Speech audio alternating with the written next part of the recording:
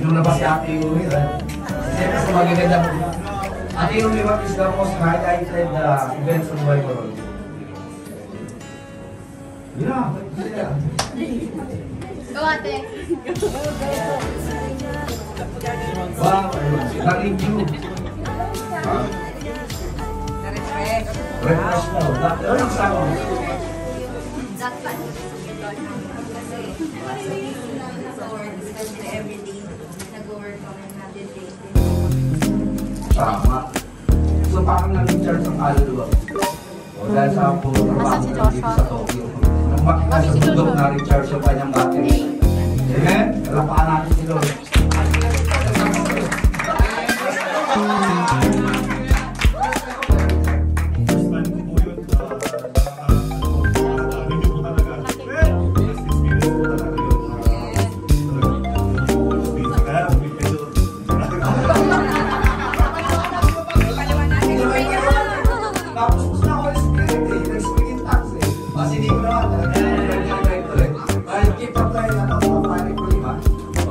Ano sasabi ko?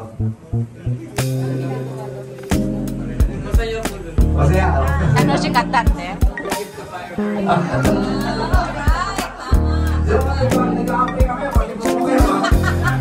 Nag-aapoy kami. Ay, si May mga guys. Grabe. Asi John mo na yan.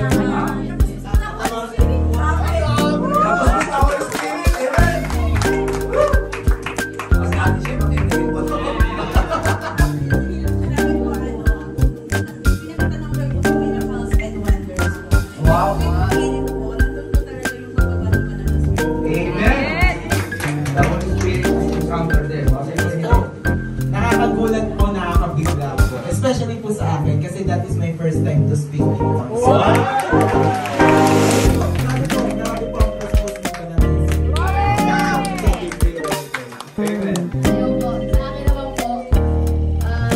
Bago pa po mangyari yung camp, may nangyari na, nag-uusap na sa akin si Lord. And dun sa camp is, kinonfirm niya po na yung calling ko.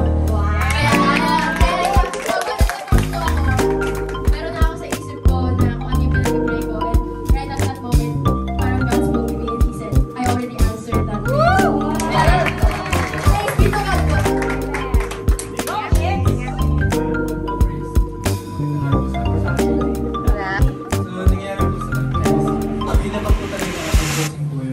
First of all, na-recharge po ako because drain na drain po ako kasi sa buhay tapos sa work. Tapos nakasama ko po yung mga kabataan. The whole youth, young and pro. So hindi lang po na-recharge ako, pero napalakas pa po yung mga bonds tapos relationship namin sa bawat isa.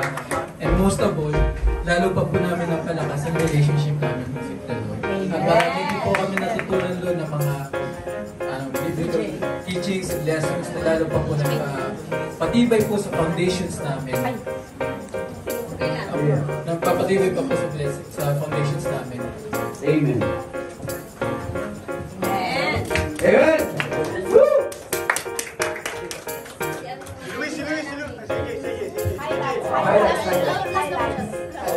Siyempre, yung sa Holy Spirit po. Ano po ay hindi mo na natanggap po, pero medyo natanggap.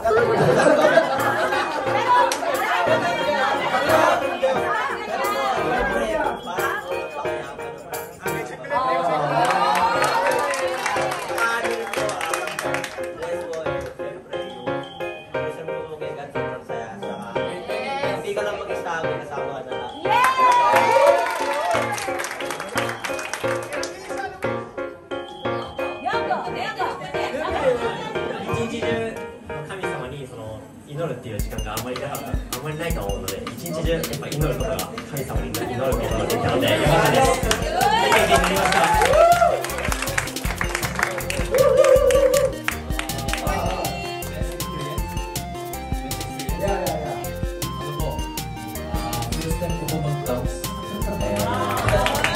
Grabe po. Grabe po. Ayaw ko tumigil yung galaw ng tubig po. Dali ko naman Tagalog.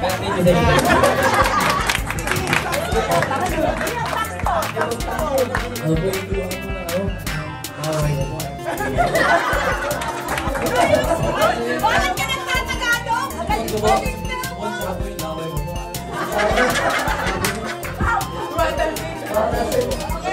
Ano po, masarap po yung pagkain. Masarap po.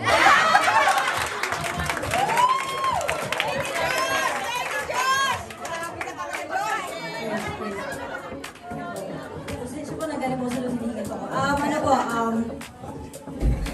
Ayan. nung po, ano po, nakaka-bless, mas na-bless po ako sa lahat nang pumunta po kasi nakita ko po kung paano kumilos ang Holy Spirit sa bawat isa and talagang nakikita nyo talaga na ang Lord mahal na mahal sila and most especially mahal nila yung Lord nila kasi dahil sa mga spiritual parents po namin na hindi sila po talaga na walang sawa.